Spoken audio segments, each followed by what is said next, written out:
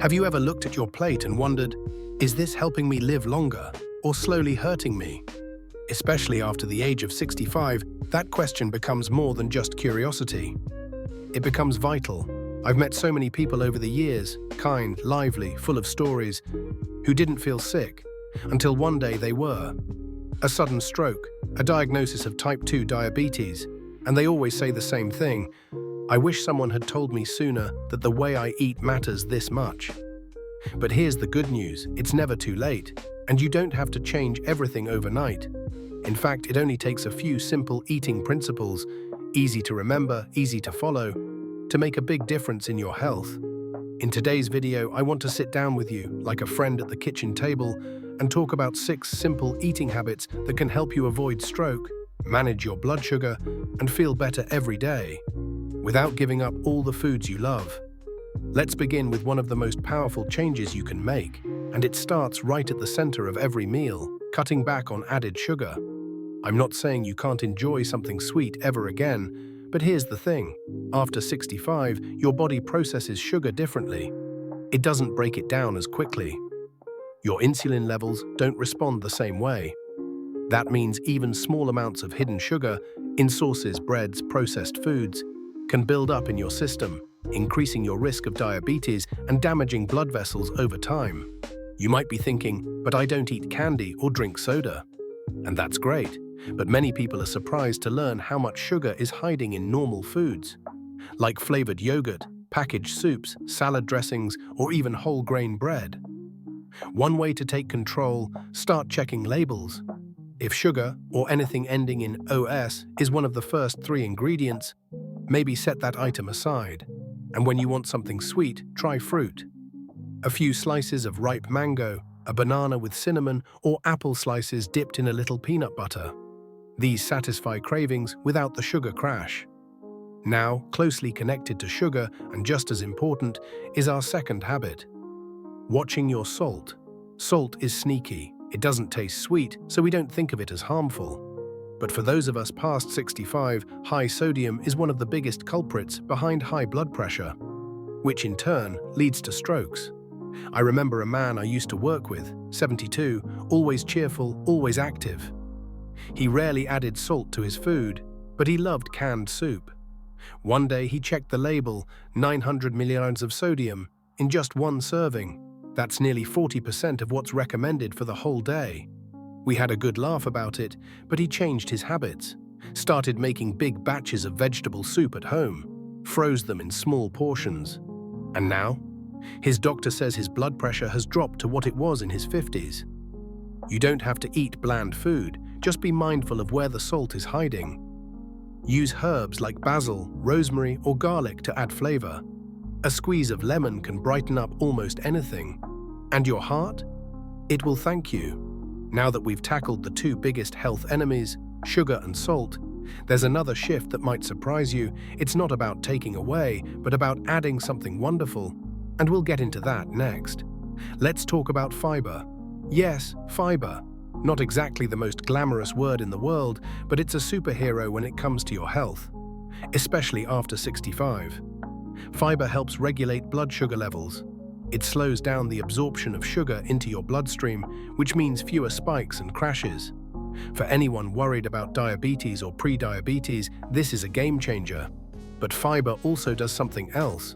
It helps lower cholesterol, supports healthy digestion, and, believe it or not, can even help you feel full longer, so you're less likely to snack on less healthy things. So where do you find this magic ingredient? Beans, lentils, oats, whole grains, fruits with the skin on, vegetables like broccoli or carrots, all loaded with it. And no, you don't have to eat a plate full of plain lentils. I know a lovely couple, both in their 70s, who started adding just 2 tablespoons of chia seeds to their morning oatmeal. That's it. Nothing fancy. Within weeks, they both felt more energetic, had better digestion, and their doctor even reduced one of their medications. Now, while we're adding good things to our meals, let's not forget hydration. And no, I don't just mean water. Staying hydrated helps every part of your body work better: your brain, your heart, your kidneys. But here's something a lot of people don't realize. Many seniors are slightly dehydrated most of the time. Why?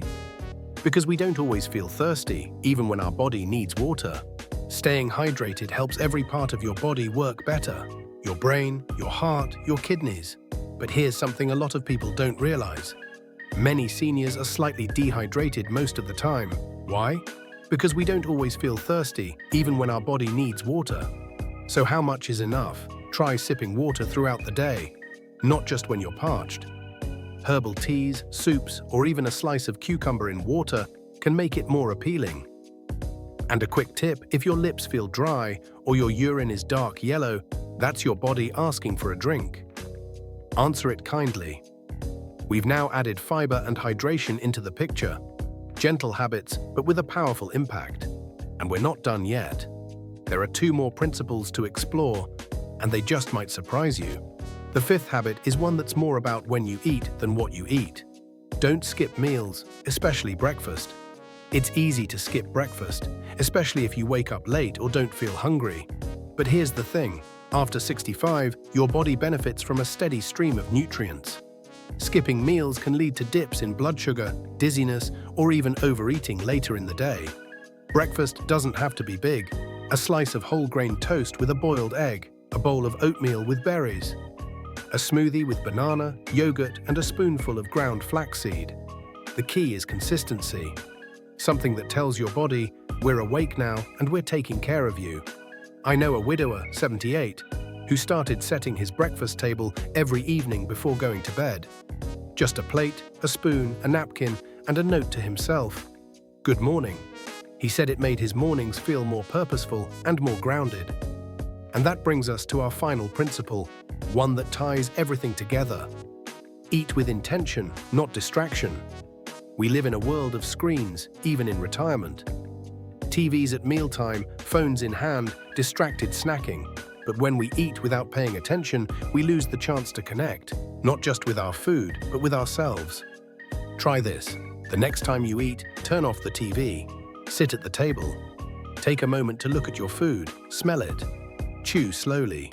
Notice how it makes you feel. Not only will your digestion improve, but you might find more enjoyment and even gratitude in the smallest of meals. So here we are, 6 gentle, practical habits to help you eat in a way that protects your heart, supports your blood sugar, and brings more joy to the table. Let's recap quickly. Cut back on added sugar.